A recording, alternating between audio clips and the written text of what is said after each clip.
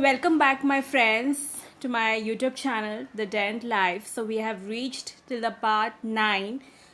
For those viewers who haven't seen my previous videos, please do watch it, as you may get some important points along with the pictorial representations which will make you very clear about certain concepts which will help you in preparing the different prometric examinations as well as for dental students to prepare for themselves. Okay, so let's move on to our first slide. Here is a question. The minimum acceptable crown is to root ratio for a fixed partial denture abutment tooth is.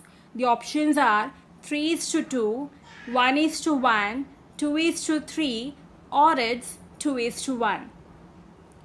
Let's see the answer. So the answer is 1:1.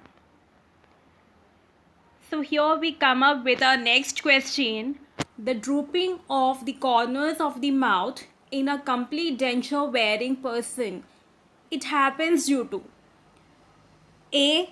Decreased vertical dimension. B. Increased freeway space. C. Improper lip support from incisors. Or it's D. All of the above options. The answer is all of the above options. So the detailed explanation of the vertical dimension as well as the freeway space along with the pictorial representations has been uploaded in my previous videos. So please go through it. So coming up with our next important question, the actual destruction of microorganisms in root canal is attributed mainly to. The options are proper antibiotic therapy, or its effective use of medicament, or its mechanical preparations and irrigation of the canal, or it's none of the above options. Let's see the answer for this question. So yes, here is the answer, that is the mechanical preparations and irrigation of the canal.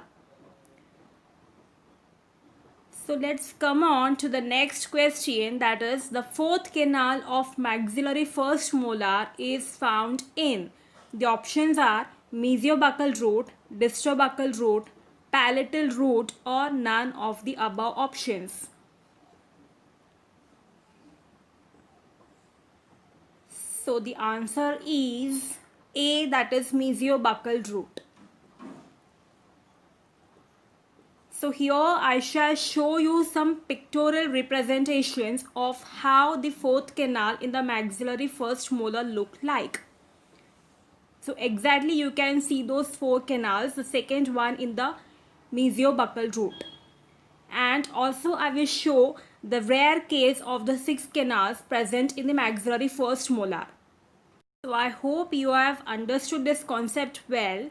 Now moving to our next question. After trauma, a tooth becomes yellowish in color. What is the reason for this? The options are necrotic pulp, irreversible pulpitis, the pulp is partially or completely obliterated, or it's D, that is hemorrhage in pulp. So the answer is pulp is partially or completely obliterated. In my next slide, I will be explaining the concept, right? Okay, so here comes the explanation. The yellowish discoloration of the crown is often a manifestation of the calcific metamorphosis. So I hope that you are very clear with this concept. Let's move on to the next question, that is the risk of vertical root fracture is a disadvantage of vertical condensation, lateral condensation, compaction method, or the sectional method. The answer is A, that is vertical condensation. Yeah, here comes the next question, that is the last question of the day, that is the inferior alveolar nerve block is absolutely contraindicated in patients suffering from one of the following diseases. thrombocytopenia, hemophilia, hyperprothrombinemia, or it's von Willebrand's disease? The answer is B. Hemophilia. Now, the detailed explanation of these 4 types of diseases I will be doing in my upcoming videos. So don't forget to subscribe my channel, okay? So I think you must have enjoyed my today's session. I would request all of my dear friends to please like, share, and please do comment on the comment section. I would love to see them. And if you have not yet subscribed my channel, please do it right now and please click on the bell icon button too. So I will be coming with more such amazing points with detailed explanations. Till then, take care. Bye.